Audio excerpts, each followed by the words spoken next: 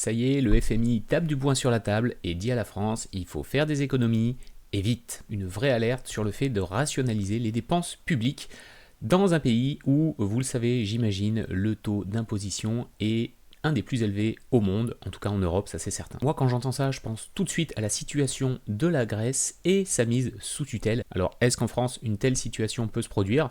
J'ai envie de dire probablement. Est-ce qu'elle va se produire? Là par contre j'en ai aucune idée, mais il faut sans doute garder ça en tête, c'est une possibilité que la France soit mise sous la tutelle à terme du FMI. Salut et bienvenue, je m'appelle Benjamin Voris, ici on parle de finances personnelles, on parle d'investissement. Et le meilleur moyen que vous avez de soutenir mon travail, c'est de vous abonner.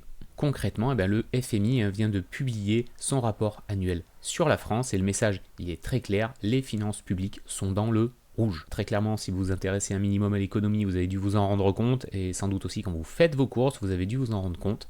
En gros, le déficit est trop élevé, la dette grimpe et si on continue comme ça, on court droit dans le mur. Pourquoi? Parce que ça veut dire que la France va avoir de plus en plus de mal à se financer sur les marchés. C'est comme quand vous faites un crédit à la banque pour acheter un bien immobilier, plus votre dossier est solide, plus la banque va vouloir vous prêter et à un taux intéressant, et à l'inverse, plus vous avez un dossier qui est fragile, qui potentiellement aura du mal à rembourser, moins la banque sera encline à vous prêter beaucoup d'argent et surtout à des taux qui vont être beaucoup moins intéressants. Clairement, la France elle a plus un bon dossier. Moi ça me fait penser à la mise sous tutelle de la Grèce pendant la crise et ça a des vraies conséquence une mise sous tutelle du FMI. Ça veut dire que le pays n'est plus capable de financer sa dette sur les marchés parce que les taux d'intérêt sont trop élevés ou pire, plus personne ne veut acheter de la dette française.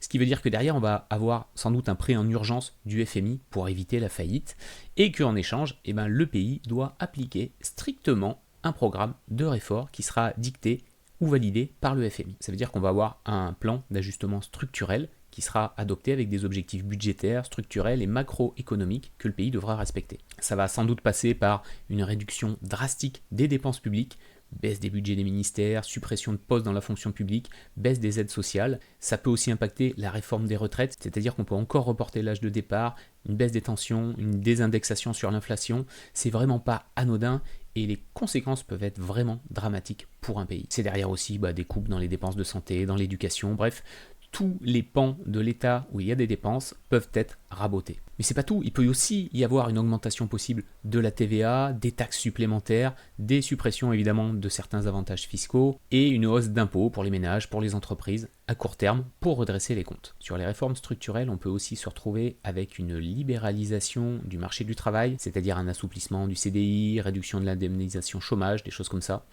On peut de nouveau avoir des privatisations d'entreprises publiques, réduction de la protection sociale, bref, tout plein de choses qui vont complètement bousculer un pays. Et surtout, l'État va devoir soumettre chaque budget ou réforme au FMI. Ça veut dire que certaines décisions stratégiques deviennent techniquement pilotées de l'extérieur. Évidemment, on n'en est pas encore là, mais je pense qu'il y a vraiment besoin d'une réaction, d'un sursaut du gouvernement pour prendre les bonnes décisions avant justement qu'on tombe dans cette situation qui deviendrait vraiment critique. Ça, c'est des choses sur lesquelles vous avez aucun levier. À votre échelle, à l'échelle individuelle, on ne peut pas faire grand-chose.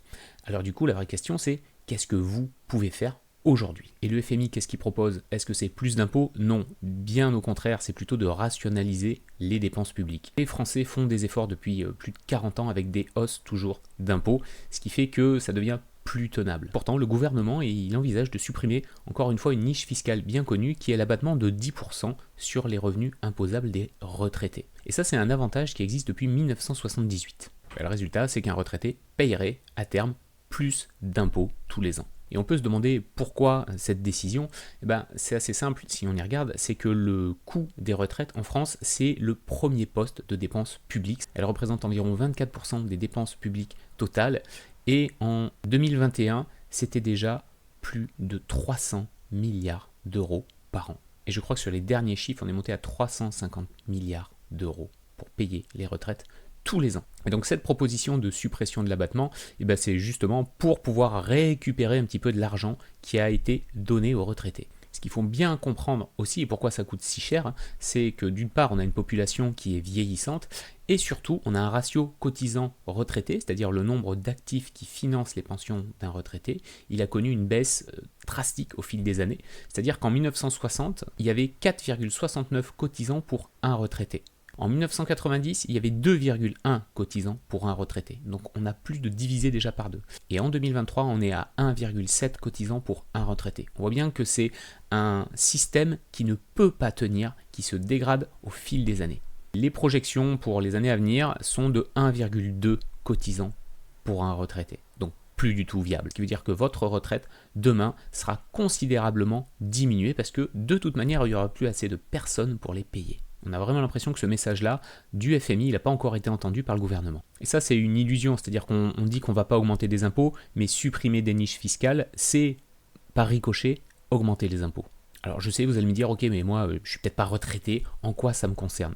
Eh bien justement, c'est maintenant qu'on doit tirer les leçons de ce genre de décision, parce que vous n'avez absolument aucune maîtrise sur ce type de décision, à part les subir. Alors qu'est-ce que vous pouvez faire vous en tant qu'individu? Eh bien c'est justement investir, c'est prendre les devants et commencer à faire travailler votre argent pour vous retrouver peut-être à la retraite avec quelque chose de plus confortable, avec un vrai bon matelas de sécurité. Investir, c'est pas forcément, je le dis souvent, ce qui va vous rendre riche, mais par contre ça peut vous éviter de finir pauvre et ça peut vous éviter aussi de devenir complètement dépendant de décisions que vous ne pouvez pas contrôler. Bien sûr, on ne peut pas prédire l'avenir, mais on peut quand même s'y préparer. C'est ma grande passion. Alors, on va faire quelques projections avec une calculatrice à intérêts composés. Si vous ne savez pas ce que c'est les intérêts composés, je vous mets en lien une vidéo qui vous donnera quelques informations et qui vous permettra de comprendre la puissance des intérêts composés. Posons qu'on parte sur 200 € de versement régulier avec un taux d'intérêt à 8%, ce qui est globalement atteignable sur du long terme avec la bourse par exemple. Si on part sur une épargne de 10 ans, on se retrouve avec un capital de 36 000 €. Bon, c'est pas mal, mais c'est pas ouf et c'est pas ça qui va vous changer la vie à la retraite. Par contre, si vous commencez à mettre de côté suffisamment tôt, à investir intelligemment suffisamment tôt, et qu'on part sur les classiques 40 ans de cotisation que l'on pourrait avoir en France, qu'est-ce que ça nous donne? Là, ça devient super intéressant parce qu'on se retrouve avec un capital de presque 650 000 €. Et on peut se dire, j'ai anticipé et je me suis bien préparé pour faire face à peut-être une retraite qui est très très faible.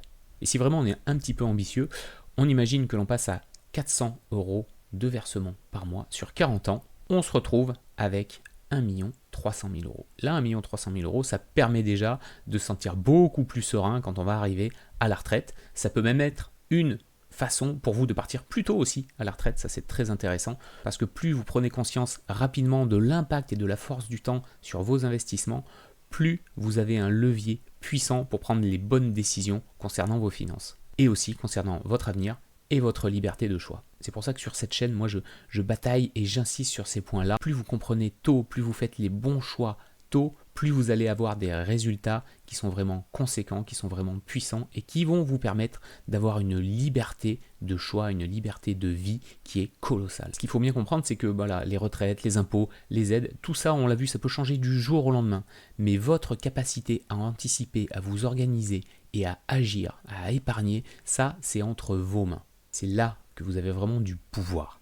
Et si vous voulez commencer déjà à réfléchir à vos objectifs, à votre stratégie, je vous ai mis en lien sous cette vidéo l'accès à un outil qui vous permet de faire un bilan financier flash de votre situation à l'heure actuelle. Ce n'est pas un outil qui donne des conseils en investissement, mais il vous donne une photo à l'instant T de votre patrimoine. C'est un très bon point de départ quand vous voulez commencer à réfléchir à votre future stratégie. Prenez soin de vous et de vos finances. On se retrouve très bientôt. Ciao.